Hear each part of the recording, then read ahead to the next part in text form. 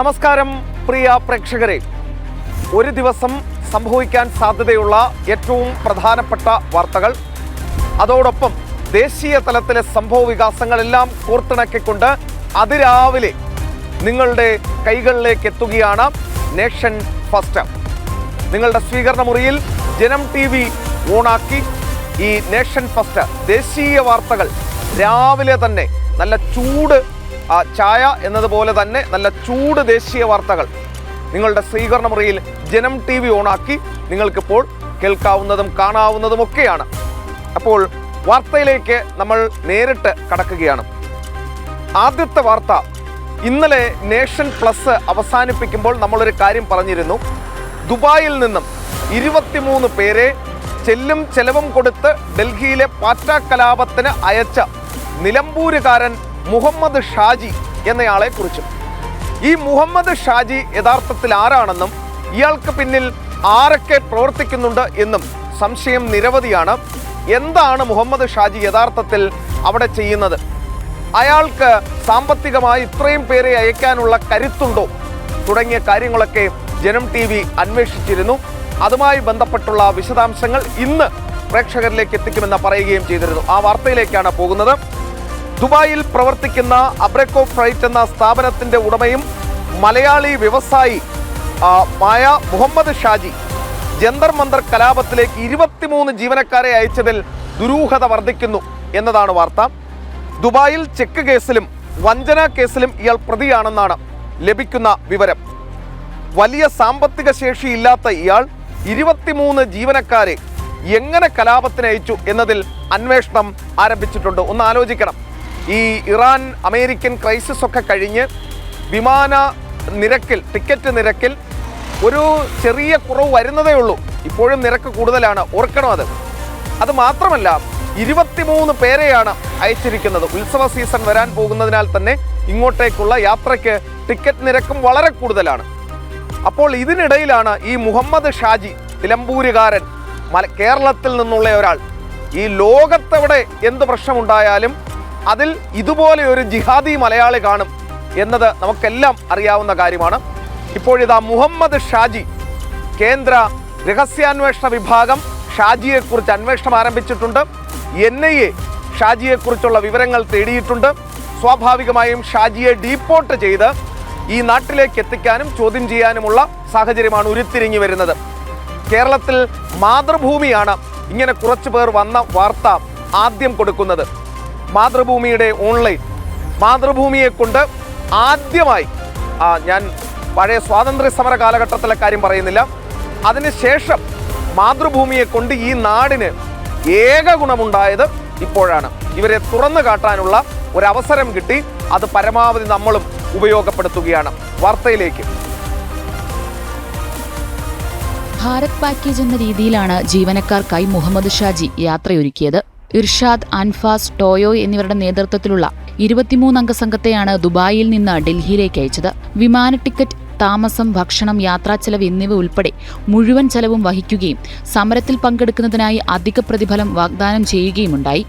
എന്നാൽ മുഹമ്മദ് ഷാജിയെ വലിയ സാമ്പത്തിക ശേഷിയുള്ള വ്യവസായി അല്ലെന്നും ദുബായിൽ ചെക്ക് കേസിലും വഞ്ചനാ കേസിലും ഇയാൾ പ്രതിയാണെന്നും വിവരം പുറത്തുവരുന്നുണ്ട്. ഇതോടെ 23 ജീവനക്കാരെ ദുബായിൽ നിന്ന് ഡൽഹിയിലേക്ക് വിമാനത്തിൽ എത്തിക്കാനും അവരുടെ താമസവും ഭക്ഷണവും മറ്റ് ചെലവുകളെല്ലാം വഹിക്കാനും ഇയാൾക്ക് പണം എവിടെ നിന്ന് ലഭിച്ചു എന്ന ചോദ്യം ഉയരുകയാണ്. അതേസമയം 23 ജീവനക്കാരെ പ്രത്യേകം തെരഞ്ഞെടുത്ത് ഡൽഹിയിലേക്ക് അയച്ചതിനു പിന്നിൽ മുഹമ്മദ് ഷാജിക്കൊപ്പം മതഭീകരവാദ സംഘടനകൾ ഉണ്ടോ എന്ന അന്വേഷണവും ആരംഭിച്ചിട്ടുണ്ട്. CJP സമരം അതിന്റെ ഏറ്റവും നിർണായക ഘട്ടത്തിലെത്തിയ സമയത്താണ് ജീവനക്കാരെ ഡൽഹിയിലേക്ക് അയച്ചത്. കലാപത്തിൽ ഇവർ നേരിട്ട് പങ്കെടുക്കുകയും ചെയ്തു.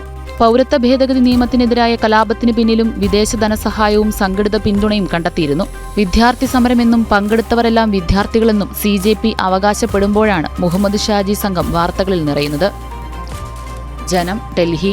മുഹമ്മദ് ഷാജി മാത്രമല്ല, സൈലത്തിന്റെ ഉടമയും ഇത്തരത്തിലുണ്ട് എന്നാണ് പറയുന്നത്. അനൂപ്, ഒരു കാര്യം മനസ്സിലാക്കേണ്ടത്, ഇന്ന് വിദ്യാഭ്യാസ സംരക്ഷണ നിയമം അത് പാസ്സാവുകയാണ്. ലോക്സഭയിൽ ഇന്ന് പാസ്സാകും എന്നാണ് മനസ്സിലാക്കുന്നത്. അതോടെ ഈ പറഞ്ഞ സൈലം പോലെയുള്ള ആളുകളുടെയൊക്കെ കഞ്ഞിയിലും കൂടി പാറ്റ വീഴാൻ പോവുകയാണ് എന്നുള്ളതാണ് യഥാർത്ഥ വസ്തുത. സ്വാഭാവികമായും പരമാവധി കലാപം ഇളക്കിവിടാനും ഒക്കെ തന്നെ ഇവർ ശ്രമിക്കുമെന്ന കാര്യത്തിൽ സംശയവും വേണ്ട.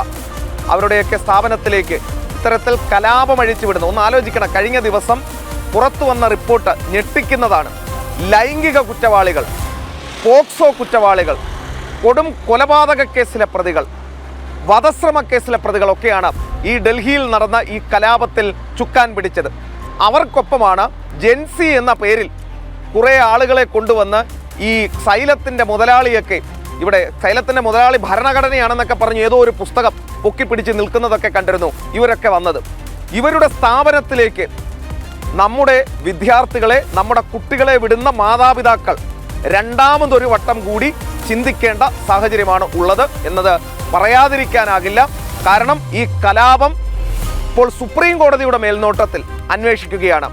ഈ സൈലത്തിൻ്റെ മുതലാളിയൊക്കെ വന്നതിന് പിന്നിൽ എന്താണ് ഉദ്ദേശം എന്നതടക്കം എന്തായാലും അന്വേഷിക്കും. കാരണം സുപ്രീം കോടതി ഒരു കാര്യമേ പറഞ്ഞിട്ടുള്ളൂ, ഈ കലാപത്തിൽ നേരിട്ട് പങ്കില്ലാത്ത, മുൻപ് ക്രിമിനൽ കേസുകളിൽ പ്രതികളല്ലാത്ത, പ്രായപൂർത്തിയാകാത്തവർക്കെതിരെ മാത്രം അവർക്കൊരു ഇളവ് കൊടുത്തിട്ടുണ്ട്. ബാക്കി എല്ലാവർക്കും എതിരെ അന്വേഷണമാകാം എന്നാണ് പറഞ്ഞിട്ടുണ്ട്. സൈലത്തിൻ്റെ മുതലാളിയും ആ കൂട്ടത്തിൽ പെടും എന്നുള്ള കാര്യത്തിൽ സംശയം വേണ്ട. നേരത്തെ പൊക്കിപ്പിടിച്ച, ഭരണഘടന എന്ന പേരിൽ പൊക്കിപ്പിടിച്ച ആ പുസ്തകത്തിന് എന്തെങ്കിലും മൂല്യം കൊടുക്കുന്നുണ്ടെങ്കിൽ സുപ്രീം കോടതിയുടെ ഉത്തരവിനും സ്വാഭാവികമായും മൂല്യമുണ്ടാകും എന്നാണ് ഞാൻ പ്രതീക്ഷിക്കുന്നത്. സുപ്രീം കോടതിയുടെ ഉത്തരവ് ലോ ഓഫ് ദ ലാൻഡ് ആണ്, അത് ഇതുവരെ മാറിയിട്ടില്ല. അപ്പോൾ മറ്റൊരു വാർത്തയിലേക്ക് പോവുകയാണ് പ്രിയ പ്രേക്ഷകരെ. കേന്ദ്ര സർക്കാരുമായി ബന്ധപ്പെട്ട ഒരു വാർത്തയാണ്. സുപ്രീം കോടതിക്കെതിരായ CJP ഭീഷണിക്ക് പിന്നാലെ ഉന്നതതല ചർച്ചകളുമായി കേന്ദ്ര സർക്കാർ എന്നതാണ് വാർത്ത. അതായത് ഇന്നലെ സുപ്രീം കോടതിയെ ഈ CJPയുടെ വക്താവ് സൗരവ് ദാസ് ഭീഷണിപ്പെടുത്തിയിരുന്നു. സുപ്രീം കോടതി പറഞ്ഞ കാര്യം, ഈ കലാപത്തിൽ അന്വേഷണമാകാം എന്നാണ് സുപ്രീം കോടതി പറഞ്ഞത്. അതൊന്നും ഞങ്ങൾ അംഗീകരിക്കില്ല. സുപ്രീം കോടതി കേന്ദ്ര സർക്കാരിൻ്റെ കയ്യിലെ ചട്ടുകമാകരുത് എന്നൊക്കെയാണ് ഈ സൗരവ് ദാസ് പറഞ്ഞത്. അതായത് ഞങ്ങൾ സർക്കാരിനെ അംഗീകരിക്കില്ല, ഞങ്ങൾ കോടതിയെ അംഗീകരിക്കില്ല, ഞങ്ങൾ സുപ്രീം കോടതിയെ അംഗീകരിക്കില്ല. ഞങ്ങൾക്ക് ഞങ്ങളുടേതായ നിയമം, ഞങ്ങൾ തന്നെയാണ് ജഡ്ജിമാർ, ഞങ്ങൾ തന്നെയാണ് പോലീസ്, ഞങ്ങൾക്ക് ഇഷ്ടമുള്ളത് ചെയ്യും. ഞങ്ങൾ പറഞ്ഞതനുസരിച്ചില്ലെങ്കിൽ ഞങ്ങൾ തെരുവിലിറങ്ങും, ഞങ്ങൾ തെരുവ് കത്തിക്കും. പ്രധാനമന്ത്രിയുടെ അമ്മയെ വരെ പരസ്യമായി തെറി പറയുന്ന സാഹചര്യം ഉണ്ടാകും. ഒന്ന് ആലോചിച്ച് നോക്കൂ, 75 വയസ്സുള്ള ഒരു വയോവൃദ്ധനാണ്. 2002 മുതൽ ഒരു സംസ്ഥാനം ഭരിക്കുന്ന മനുഷ്യനാണ്. 2001 മുതൽ ഒരു സംസ്ഥാനം ഭരിക്കുന്ന മനുഷ്യനായിരുന്നു. അതിനുശേഷം 2014 മുതൽ ഈ രാജ്യത്തിൻ്റെ പ്രധാനമന്ത്രിയാണ്. അദ്ദേഹത്തിൻ്റെ മരിച്ചുപോയ അച്ഛനെയും അമ്മയെയും കുറിച്ചാണ് ഇവർ ഈ രീതിയിൽ മോശമായി സംസാരിച്ചതെന്ന് ഓർക്കണം. കേരളത്തിലൊരു ജാൻ മണിയാണോ മണിയനാണോ എന്ന കാര്യം ഇനിയും തിരിച്ചറിഞ്ഞിട്ടില്ല. ഇയാൾ പ്രധാനമന്ത്രിയുടെ അമ്മയെക്കുറിച്ച് പറഞ്ഞ ആഭാസകരമായ പരാമർശം നിങ്ങൾക്കറിയാം. ഇതുപോലെ ഈ ജെൻസി എന്ന പേരിൽ കള്ളും കഞ്ചാവും അടിച്ച് നമ്മൾ കണ്ടു പാർട്ടിയിൽ അവർ കൂത്താടുന്നത്. അപ്പോൾ യുവന്മാർ ചെയ്ത ഓരോ വീഡിയോകളും കാണുമ്പോൾ തൊലിയുരിഞ്ഞു പോവുകയാണ്. ഈ രാജ്യത്തിൻ്റെ 140 കോടി ജനങ്ങൾ തെരഞ്ഞെടുത്ത പ്രധാനമന്ത്രിയെയാണ് അമ്മയെയും അച്ഛനെയും കുറിച്ച് ആഭാസകരമായ പ്രചാരണം നടത്തുന്നത്. നോർത്ത് ഇന്ത്യയിലൊക്കെ വ്യാപകമായി ഈ വീഡിയോ ചെയ്തവന്മാർക്ക് അടി കിട്ടി തുടങ്ങിയിട്ടുണ്ട്. ഇന്നലെ ഈ ഡൽഹി മെട്രോയിലൊക്കെ ഓടി നടന്ന് അടി വാങ്ങിക്കുകയായിരുന്നു എന്നുള്ളതാണ് വസ്തുത. ഉത്തർപ്രദേശിലൊക്കെ പുറത്തിറങ്ങാൻ പറ്റാത്ത വിധം വീട്ടിൽ കയറിയാണ് അടിക്കുന്നത് എന്നുള്ള കാര്യത്തിലും സംശയം യാതൊന്നുമില്ല. അതിൻ്റെ വീഡിയോകളടക്കം പുറത്തു വന്നിട്ടുണ്ട്. Janam TV, we are not instigating the violence, but ഈ വാർത്തകൾ നൽകേണ്ടതും കൂടി ഞങ്ങളുടെ ചുമതലയാണ്. എന്തെങ്കിലുമൊക്കെ കാണിച്ചു കൂട്ടി ആരുടെയെങ്കിലുമൊക്കെ അച്ഛനും അമ്മയ്ക്കും പറഞ്ഞിട്ട് വീട്ടിൽ സുഖമായി കിടന്നുറങ്ങാം എന്നുള്ള ധാരണ കൂടി തെറ്റാണ് എന്ന് നിങ്ങൾ മനസ്സിലാക്കണം. കാരണം ഈ രാജ്യത്തെ സ്നേഹിക്കുന്ന, പ്രധാനമന്ത്രിയെ സ്നേഹിക്കുന്ന നൂറുകണക്കിന്, 10,000-കണക്കിന്, ലക്ഷക്കണക്കിന് ആളുകളുണ്ട് എന്ന കാര്യം നിങ്ങൾ ഓർക്കണം. പ്രിയ പ്രേക്ഷകരെ, മറ്റൊരു വാർത്തയിലേക്ക് കൂടി നമ്മൾ പോവുകയാണ്. ആ വാർത്ത നമ്മൾ പൂർണ്ണമാക്കിയില്ല. അതായത് കേന്ദ്ര സർക്കാർ ഉന്നതതല ചർച്ചകൾ നടത്തുന്നു എന്ന് പറഞ്ഞാൽ കേന്ദ്ര ആഭ്യന്തര സെക്രട്ടറി ഗോവിന്ദ് മോഹനും ഇന്റലിജൻസ് ബ്യൂറോ മേധാവി മഹേഷ് ദീക്ഷിതും കേന്ദ്ര ആഭ്യന്തരമന്ത്രി അമിത്ഷായുമായി ഇന്നലെ രാത്രി കൂടിക്കാഴ്ച നടത്തി എന്നതാണ് വാർത്ത. അതായത് സുപ്രീം കോടതിക്കെതിരെ ഭീഷണി മുഴക്കി ഇവർ രംഗത്ത് വന്ന സാഹചര്യത്തിലാണ് ഇനി എന്ത് വേണം എന്ന കാര്യത്തിലൊരു ചർച്ച നടന്നത്. ജന്തർ മന്ദറിൽ കലാപം നടത്തിയ ക്രിമിനലുകൾക്കെതിരെ നടപടികൾ തുടരാം എന്ന സുപ്രീം കോടതി ഉത്തരവിന് പിന്നാലെയാണ് കൂടിക്കാഴ്ച. ഈ ഉത്തരവിനെതിരെ CJP വീണ്ടും കലാപ മുന്നറിയിപ്പുമായി രംഗത്ത് വന്ന സാഹചര്യവും ചർച്ചയായതായി വിവരമുണ്ട്. അപ്പോൾ കേന്ദ്ര സർക്കാർ എനിക്ക് തോന്നുന്നത് രണ്ടും കൽപ്പിച്ച് ഇറങ്ങാൻ പോകുന്നു എന്നുള്ളതാണ്. കേന്ദ്ര സർക്കാരിൻ്റെ കാര്യമാണ്, രാഷ്ട്രീയക്കാരുടെ കാര്യമാണ്. അതിൽ ജനം ടി വിക്ക് യാതൊരു തരത്തിലുള്ള ഇടപെടലുകളുമില്ല. നമ്മൾ ആവശ്യപ്പെടുന്നത് കേന്ദ്ര സർക്കാരിനോടടക്കം നമുക്ക് ഏതെങ്കിലും ഒരു പാർട്ടിയുമായി ലീനിയൻസി ജനം ടി വിക്കില്ല. BJP ആയാലും കോൺഗ്രസ് ആയാലും CPIM ആയാലും ഈ രാഷ്ട്രത്തിനൊപ്പം നിൽക്കുന്നവർ ആരാണോ അവർക്കൊപ്പം ജനം ടി വിയും ഉണ്ടാകും എന്നത് മാത്രമാണ്. കേന്ദ്ര സർക്കാരിനോട് നമുക്ക് ജനം ടി വിക്ക് ഈ ഡൽഹിയിലെ കലാപങ്ങൾ കണ്ടവർ എന്ന രീതിയിൽ പറയാനുള്ളത് കർശനമായ നടപടിയിലേക്ക് കടക്കേണ്ട സമയം കഴിഞ്ഞു. ഈ രാജ്യത്തെ സുപ്രീം കോടതി പരമോന്നത നീതിപീഠത്തിൻ്റെ അന്തസ്സ് കാത്തു സൂക്ഷിക്കാൻ കേന്ദ്ര സർക്കാർ തയ്യാറാകണം എന്നും ഈ ഘട്ടത്തിൽ പറയേണ്ടതുണ്ട്. മറ്റൊരു വാർത്തയിലേക്ക് പ്രിയ പ്രേക്ഷകരെ പോവുകയാണ്. പരീക്ഷാ ഭേദഗതി ബില്ലിൽ ഇന്നും പാർലമെന്റിൽ ചർച്ചകൾ തുടരും എന്നതാണ് പുറത്തുവരുന്ന വാർത്ത. ഇന്നലെ മാത്രം ലോക്സഭയിൽ വലിയ തോതിൽ ചർച്ച, മാരത്തൺ ചർച്ചയാണ് നടന്നത്. ഏതാണ്ട് 12 മണി വരെ ലോക്സഭയിൽ ചർച്ച നടന്നു. അതിനുശേഷം കിരൺ റിജിജു പുറത്തിറങ്ങി മാധ്യമങ്ങളെ കാണുന്ന സാഹചര്യവും ഉണ്ടായി. ഒരുപക്ഷേ ഈ രാജ്യത്തെ വിദ്യാർത്ഥികൾക്ക് വേണ്ടി, ഈ രാജ്യത്തെ പാവപ്പെട്ട വിദ്യാർത്ഥികൾ, യുവാക്കൾക്ക് വേണ്ടി പാർലമെന്റിൽ ഇത്രയധികം നീണ്ട ചർച്ചകൾ നടത്തി, മാരത്തൺ ചർച്ചകൾ നടത്തി, ഇനി ഒരു തരത്തിലുള്ള വീഴ്ചകളുമില്ലാത്ത വിധം പരീക്ഷാ നടത്തിപ്പ് നടത്താനുള്ള ബിൽ കൊണ്ടുവരും, നിയമമാക്കും എന്ന് ഉറപ്പ് നൽകിയത് പ്രധാനമന്ത്രിയാണ്. അതിനാൽ അതുമായി ബന്ധപ്പെട്ട നടപടികൾ പുരോഗമിക്കുന്നു എന്നതാണ് വാർത്ത. അതുമാത്രമല്ല, പ്രതിപക്ഷം ഈ ബില്ല് അവതരണത്തിനിടയിൽ പരമാവധി തടസ്സങ്ങൾ സൃഷ്ടിക്കാൻ ശ്രമിച്ചിരുന്നു എന്ന വാർത്തയും ഇതോടൊപ്പം പുറത്തു വന്നിട്ടുണ്ട്. രാജ്യത്തെ മത്സര പരീക്ഷകളിലെ ക്രമക്കേടുകൾക്കും ചോദ്യപേപ്പർ ചോർച്ചയ്ക്കും എതിരെ അതിശക്തമായ നടപടികൾ വ്യവസ്ഥ ചെയ്യുന്ന പബ്ലിക് എക്സാമിനേഷൻസ് ഭേദഗതി ബിൽ 2026 ഇന്ന് പാസ്സാക്കും എന്ന വിവരവും ഇപ്പോൾ പുറത്തു വരുന്നുണ്ട്. അതിൽ കുറേയധികം കാര്യങ്ങൾ കൂട്ടിച്ചേർത്തിട്ടുണ്ട്. മുൻപ് ഉണ്ടായിരുന്നതിന് അപ്പുറം, അതായത് ഇതിലേർപ്പെടുന്ന കുറ്റവാളികൾക്കുള്ള തടവ് ശിക്ഷ 3 വർഷത്തിൽ നിന്നും 5 വർഷമായും പരമാവധി ശിക്ഷ 10 വർഷമായും വർദ്ധിപ്പിച്ചിട്ടുണ്ട്. 50 ലക്ഷം രൂപ വരെ പിഴ ഇതിൽ നിർദ്ദേശിക്കുന്നു. തട്ടിപ്പുകൾ സംഘടിത കുറ്റകൃത്യമായി തെളിഞ്ഞാൽ ശിക്ഷ 7 വർഷം തടവും പിഴത്തുക 10 കോടി രൂപ വരെയും ആയിരിക്കും. ഫാസ്റ്റ് ട്രാക്ക് കോടതികൾ ഉണ്ടാകും. 60 ദിവസത്തിനുള്ളിൽ കുറ്റപത്രം സമർപ്പിക്കും. 3 മാസത്തിനുള്ളിൽ വിചാരണ പൂർത്തിയാക്കും എന്നതൊക്കെയാണ് ഇതിലെ വ്യവസ്ഥ. നമ്മുടെ കുട്ടികൾക്ക്, നമ്മുടെ വിദ്യാർത്ഥികൾക്ക് പഠിക്കുന്നതിനുള്ള, നന്നായി പഠിക്കുന്നതിനുള്ള സൗകര്യം ഇതിലൂടെ ഉണ്ടാകട്ടെ എന്ന് നമുക്ക് ആശിക്കാം. കോമൺവെൽത്ത് ഗെയിംസിൽ ഭാരതത്തിന് 12ാം മെഡൽ എന്നതാണ് വാർത്ത. ഭാരോദ്വഹനത്തിൽ ഹർജീന്ദർ കൗറിന് വെള്ളി എന്നതാണ് വാർത്ത. ആശംസകൾ, അഭിനന്ദനങ്ങൾ ഹർജീന്ദർ കൗർ എന്നതാണ് പറയാനുള്ളത്.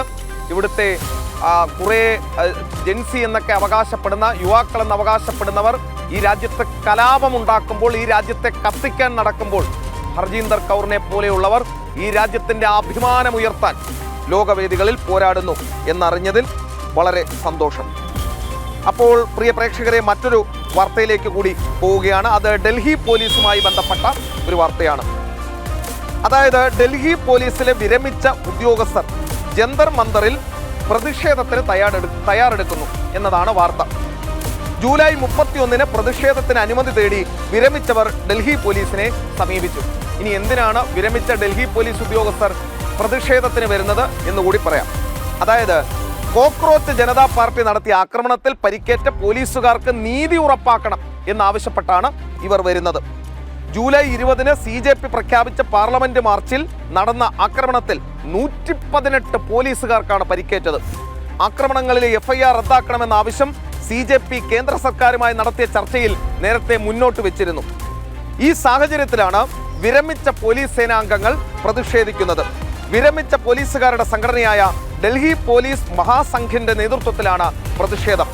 പോലീസിനും RAFനും നേർക്കുണ്ടായ ആക്രമണത്തിൽ കുറ്റമറ്റ അന്വേഷണം വേണമെന്നും ആക്രമണം നടത്തിയ ക്രിമിനലുകൾക്കെതിരെ കർശന നടപടി സ്വീകരിക്കണമെന്നും കുറ്റവാളികളെ നിയമത്തിന് മുന്നിൽ കൊണ്ടുവരണമെന്നും വിരമിച്ച പോലീസുകാർ ആവശ്യപ്പെടുന്നു. ഡൽഹി പോലീസിനോടും ഡൽഹി പോലീസിന്റെ ചുമതലയുള്ള കേന്ദ്ര ആഭ്യന്തരമന്ത്രി അമിത്ഷായോടുമാണ് ഈ ആവശ്യം ഇവർ മുന്നോട്ട് വച്ചിരിക്കുന്നത്. അപ്പോൾ പോലീസുകാരുടെ ജീവനും വിലയുണ്ട്, പോലീസുകാർക്കും കുടുംബമുണ്ട്, പോലീസുകാർക്കും മക്കളുണ്ട്. അവർ അവരുടെ തൊഴിലെടുക്കാനായാണ് വരുന്നത്. ഒരു പോലീസ് ഉദ്യോഗസ്ഥന്റെ, ബീഹാറിലൊരു പോലീസ് ഉദ്യോഗസ്ഥന്റെ തലയടിച്ച് പൊട്ടിച്ച് ഇരുമ്പ് കമ്പിക്ക് അദ്ദേഹത്തിന്റെ സ്കള്ള് തകർന്ന് അദ്ദേഹം വെന്റിലേറ്ററിലാണ്, അത്യാസന്ന നിലയിലാണ് ഇപ്പോഴും തുടരുന്നത്. അപ്പോൾ ഈ ക്രിമിനലുകളെ വെറുതെ വിടണം എന്നാണ് ഈ പാറ്റ കലാപകാരികളുടെ നേതാക്കൾ പറയുന്നത്. കേന്ദ്ര സർക്കാർ അതിന് വഴങ്ങരുതെന്നും വഴിവെച്ചു കൊടുക്കരുതെന്നും ആണ് ഇപ്പോൾ പോലീസുകാരും പറയുന്നത്. ഇവരുടെ ആവശ്യങ്ങൾക്ക് വഴങ്ങും മുമ്പ്, ഇവരുടെ ആവശ്യങ്ങൾ അംഗീകരിക്കും മുമ്പ് സുപ്രീം കോടതി തന്നെ പറഞ്ഞിട്ടുണ്ട്, ഈ നേരത്തെ ആന്റിസിഡൻസ് ഉള്ള ഈ കലാപകാരികളെ വെറുതെ വിടരുതെന്നും ഇവർക്കെതിരെ കേസെടുക്കണമെന്നും. കേന്ദ്ര സർക്കാരും ഡൽഹി പോലീസും ഇക്കാര്യത്തിൽ ഒരു ശ്രദ്ധ വയ്ക്കും എന്നുള്ളത് നമ്മൾ പ്രതീക്ഷിക്കുന്നതാണ്. നമ്മുടെ മാധ്യമപ്രവർത്തകരടക്കം അവിടെ എത്തിയപ്പോൾ ആക്രമണത്തിന് വിധേയരായിരുന്നു. നമ്മുടെ ഇവിടുത്തെ സീനിയർ റിപ്പോർട്ടർ ആദർശ് കഷ്ടിച്ചാണ് അവിടെ നിന്നും രക്ഷപ്പെടുകയും ഉണ്ടായത്. കേരളത്തിലെ SFIയുടെ ഒരുത്തൻ ആദർശ് റിപ്പോർട്ട് ചെയ്യാൻ ചെന്നപ്പോൾ ജനം TV ഗോ ബാക്ക് എന്ന മുദ്രാവാക്യം വിളിച്ച് കുറേ ഹിന്ദിക്കാരെ വിളിച്ചുകൊണ്ടുവന്ന് വട്ടം കൂടാനൊരു ശ്രമം നടത്തിയിരുന്നു. പക്ഷേ അവസരോചിതമായി മറ്റു മാധ്യമപ്രവർത്തകർ കൂടി ഇടപെട്ടതിനാലാണ് ആദർശിന് അവിടെ നിന്നും രക്ഷപ്പെടാനും കഴിഞ്ഞത്. പ്രിയ പ്രേക്ഷകരെ, മറ്റൊരു വാർത്തയിലേക്ക് പോവുകയാണ്. നീറ്റ് UG ചോദ്യപേപ്പർ ചോർച്ചയിൽ 13 പേർക്കെതിരെ CBI കുറ്റപത്രം സമർപ്പിച്ചു എന്നതാണ് വാർത്ത. കേസിലെ അന്വേഷണം 2 മാസം പിന്നിടുമ്പോഴും ആണ് ഈ കുറ്റപത്രം ഇപ്പോൾ സമർപ്പിച്ചിരിക്കുന്നത്. കുറ്റപത്രത്തിൽ NDAയിലെ ഉദ്യോഗസ്ഥരുടെ പേരുകൾ ഉൾപ്പെട്ടിട്ടില്ല. അതിവേഗ കോടതിയിലാണ് കേസിന്റെ വിചാരണ നടക്കാൻ പോകുന്നത്. ഇന്ന് മുതൽ തന്നെ വിചാരണ ആരംഭിക്കും എന്നതാണ് വാർത്ത. ചോദ്യപേപ്പർ ചോർച്ചയെ തുടർന്ന് പരീക്ഷ റദ്ദാക്കി പുനഃപരീക്ഷ നടത്തുകയും അന്വേഷണ ചുമതല CBIയെ ഏൽപ്പിക്കുകയുമായിരുന്നു എന്നതാണ് വിവരം. അപ്പോൾ അതിവേഗ വിചാരണ നടക്കാൻ പോകുന്നു. 60 ദിവസത്തിനുള്ളിൽ കുറ്റപത്രം സമർപ്പിക്കണമെന്നാണ് പറഞ്ഞത്. 60 ദിവസത്തിനുള്ളിൽ CBI കുറ്റപത്രം സമർപ്പിച്ചിരിക്കുന്നു. ഇനി 3 മാസത്തിനുള്ളിൽ വിധി പുറപ്പെടുവിക്കുകയാണ് വേണ്ടത്. അതിന് അതിവേഗ കോടതിയും വന്നിട്ടുണ്ട്. ഇന്നു മുതൽ തുടങ്ങുകയാണ് വിചാരണ. അപ്പോൾ കേന്ദ്ര സർക്കാരിൻ്റെയും കോടതികളുടെയും ഭാഗത്തു നിന്നും കർശനമായ നടപടികളാണ് ഈ വിഷയത്തിൽ ഉണ്ടാകുന്നത്. ഇതിൽ അറിഞ്ഞോ അറിയാതെയോ പെട്ടുപോയ, ഇതിൽ ഇവരുടെ വാക്കും കേട്ട് ഇറങ്ങിത്തിരിച്ച വിദ്യാർത്ഥികളും അവരുടെ മാതാപിതാക്കളും മനസ്സിലാക്കാനാണ്. നിങ്ങളുടെ ആശങ്കകൾ പരിഹരിക്കാൻ ചെയ്യാൻ പറ്റുന്നതിൻ്റെ പരമാവധി ചെയ്തിട്ടുണ്ട്. ഇനിയും തെരുവിലിറങ്ങി ഈ രാജ്യത്തെ കത്തിക്കാനാണ് ഇറങ്ങിപ്പുറപ്പെടുന്നതെങ്കിൽ ഒരു കാര്യം ഓർക്കേണ്ടത്, ഈ കലാപകാരികൾക്കൊപ്പമുള്ള 4000-ഓ 5000-ഓ ആളുകളുടെ 100 ഇരട്ടി ഇപ്പുറത്തെ വശത്തും ഉണ്ട് എന്നോർക്കണം. നോർത്ത് ഇന്ത്യൻ സ്റ്റേറ്റുകളിൽ പല വീടുകളിലും ഈ പാറ്റ കലാപകാരികൾക്ക് കിടന്നുറങ്ങാൻ വയ്യാത്ത അവസ്ഥയാണ്. വീട്ടിൽ കിടക്കാൻ പോകുമ്പോഴാണ് ജനങ്ങൾ കൂട്ടത്തോടെ എത്തി വാതിലിൽ മുട്ടി വിളിച്ച് പുറത്തിറക്കി തലക്കിട്ടടിച്ച് മാപ്പ് പറയിക്കുകയും ഓടിച്ചിട്ടടിക്കുകയും. ഈ മെട്രോയിലൊക്കെ കഴിഞ്ഞ ദിവസം വന്ന വീഡിയോ നമ്മൾ കണ്ടതാണ്. പ്രധാനമന്ത്രിയുടെ അമ്മയ്ക്ക് വിളിച്ച ആളുകളെ ഈ മെട്രോയിലിട്ട് കൂട്ടത്തോടെ ചവിട്ടുകയാണ്, മുതിർന്ന ആളുകളും എല്ലാം. അപ്പോൾ ആ ദൃശ്യങ്ങളൊക്കെ പുറത്തു വരികയും ചെയ്തിട്ടുണ്ട്. വെറുതെ നമ്മുടെ പ്രിയ കുട്ടികളുടെ ഭാവി നമ്മുടെ മാതാപിതാക്കളായി നശിപ്പിക്കരുത് എന്ന് മാത്രമാണ് പറയാനുള്ളത്. മറ്റൊരു വാർത്തയിലേക്ക് പ്രിയ പ്രേക്ഷകരെ പോവുകയാണ്. പ്രധാനമന്ത്രി നരേന്ദ്രമോദിക്കെതിരെ സമൂഹ മാധ്യമങ്ങളിലൂടെ മോശം പരാമർശം നടത്തിയവർക്കെതിരെ ഡൽഹി പോലീസ് നടപടി തുടങ്ങി. ഞാൻ ഇപ്പോൾ പറഞ്ഞു നിർത്തിയതേ ഉള്ളൂ. പ്രധാനമന്ത്രിയുടെ അമ്മയ്ക്കാണ് വിളിക്കുന്നത്. ഈ ജാൻമണി പറഞ്ഞത് ഓർക്കണം. നിങ്ങളൊന്ന് ഓർത്തു നോക്കൂ. പ്രധാനമന്ത്രിയുടെ അച്ഛൻ 1947 മരിച്ചത്രേ. ഈ ജാൻമണി എന്ന ആസാമിൽ നിന്നും സ്വന്തം ജീവിതം കരിപ്പിടിപ്പിക്കാൻ കേരളത്തിലേക്ക് വന്ന ഈ രഞ്ജിനി ഹരിദാസ് എന്ന് പറയുന്ന വ്യക്തിയുടെ, ഈ കലാപത്തിൽ അവർ നേരിട്ട് പങ്കെടുത്തതാണ്, അവരുടെ മേക്കപ്പ് ആർട്ടിസ്റ്റ് പറയുകയാണ്, 1947 അച്ഛൻ മരിച്ചുപോയി, 50-ലാണ് നരേന്ദ്രമോദി ജനിക്കുന്നത്. അപ്പോൾ അയാൾ ആദ്യം സ്വന്തം തന്തയെ കണ്ടുപിടിക്കട്ടെ എന്ന വാക്കാണ് ഉപയോഗിച്ചത്. ഈ രാജ്യത്തിന്റെ പ്രധാനമന്ത്രിയെ, 140 കോടി ജനങ്ങളെ പ്രതിനിധീകരിക്കുന്ന പ്രധാനമന്ത്രിയെ കുറിച്ചാണ് ഈ വൃത്തികെട്ട, ഞാൻ അവരെ ഏത് വേർഡിലാണ് നോക്കേണ്ടത് അല്ലെങ്കിൽ പറയേണ്ടത് എന്ന് എനിക്കറിയില്ല ഇപ്പോഴും. അപ്പോൾ ഇവർ പറയുന്നത് അദ്ദേഹത്തിൻ്റെ അമ്മ ആ 47 അച്ഛൻ മരിച്ചാൽ 50 പ്രസവിക്കണമെങ്കിൽ ആ അമ്മയെക്കുറിച്ച് ഇവർ എന്താണ് ഉദ്ദേശിച്ചതെന്നും എന്ത് സന്ദേശമാണ് നൽകിയതെന്നും ഒന്ന് ആലോചിച്ചു നോക്കൂ. ആ മകനെക്കുറിച്ച് എന്ത് മോശമായാണ് പറഞ്ഞത് എന്ന് ഓർത്തു നോക്കൂ. ഇതുപോലെയാണ് 100 കണക്കിന് ഹാൻഡിലുകൾ.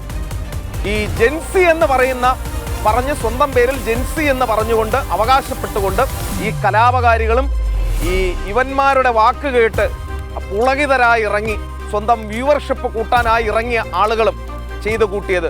ഒരാളെ പോലും വെറുതെ വിടില്ല എന്നുള്ളതാണ് ഡൽഹി പോലീസ് ഇപ്പോൾ വ്യക്തമാക്കുന്നത്. നിരവധി എക്സ് പോസ്റ്റുകൾ പരിശോധിച്ചതിന്റെ അടിസ്ഥാനത്തിൽ പോലീസിന്റെ നീക്കം ആരംഭിച്ചിട്ടുണ്ട്. എക്സ് അക്കൗണ്ടുകൾ കൈകാര്യം ചെയ്യുന്നവർക്ക് പോലീസ് നോട്ടീസ് നൽകിയിട്ടുണ്ട്.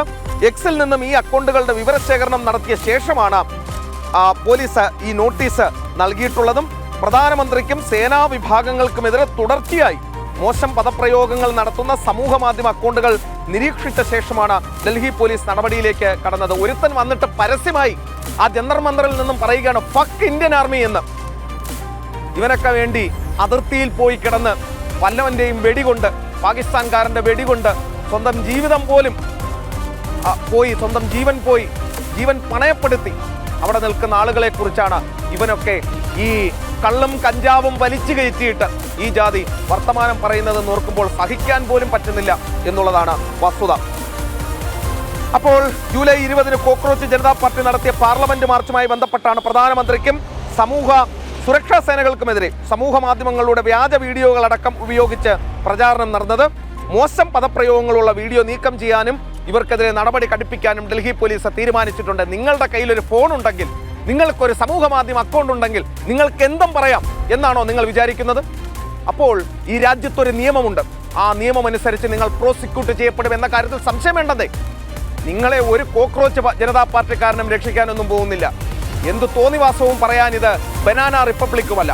അപ്പോൾ കാത്തിരിക്കൂ, നിങ്ങളിലേക്കും എത്തും. നിങ്ങൾ വീഡിയോ ചെയ്തിട്ടുണ്ടെങ്കിൽ നിങ്ങളിലേക്കും എത്തും ഡൽഹി പോലീസിന് നോട്ടീസും അന്വേഷണവും, തുടർന്നുള്ള കേസും പുകിലും പൊല്ലാപ്പും ഒക്കെ എന്ന കാര്യത്തിൽ സംശയം വേണ്ട. ഏറ്റവും അവസാനത്തെ ഒരു വാർത്തയിലേക്ക് പോവുകയാണ്. സംസ്ഥാന സർക്കാരിന്റെ പുണ്യശ്ലോക് അഹല്യാദേവി ഹോൾക്കർ കാർഷിക വായ്പ ഇളവ് പദ്ധതി പ്രകാരം 2 ലക്ഷം രൂപ വരെ കുടിശ്ശികയുള്ള വിളവായ്പയിലുള്ള ഒരു കർഷകനും ഇനി 1 രൂപ പോലും തിരിച്ചടക്കേണ്ടതില്ല എന്നാണ് ഇപ്പോൾ മഹാരാഷ്ട്ര സർക്കാർ പറയുന്നത്. അതായത് 2 ലക്ഷം രൂപ വരെ വായ്പയെടുത്ത എല്ലാ കർഷകരുടെയും വായ്പ മഹാരാഷ്ട്ര സർക്കാർ എഴുതി തള്ളിയിരിക്കുന്നു എന്നതാണ് വാർത്ത. അത് മാത്രമല്ല, നേരത്തെ ഇത് 50,000 രൂപ എന്നതായിരുന്നു പരിധി നിശ്ചയിച്ചത്. അത് കൂട്ടി 2 ആക്കി മാറ്റിയിട്ടുണ്ട്. 40,000 കോടി രൂപ ഇതിനായി ചെലവാകും എന്നാണ് സർക്കാർ ഇപ്പോൾ കണക്കാക്കുകയും ചെയ്യുന്നത്. ഈ കർഷകരെ സംബന്ധിച്ചിടത്തോളം വലിയ ആശ്വാസം നൽകുന്ന ഒരു തീരുമാനമാണ് മഹാരാഷ്ട്ര സർക്കാരിന്റെ ഭാഗത്തുനിന്നും ഉണ്ടായത് എന്ന കാര്യത്തിൽ സംശയവും ഇല്ല.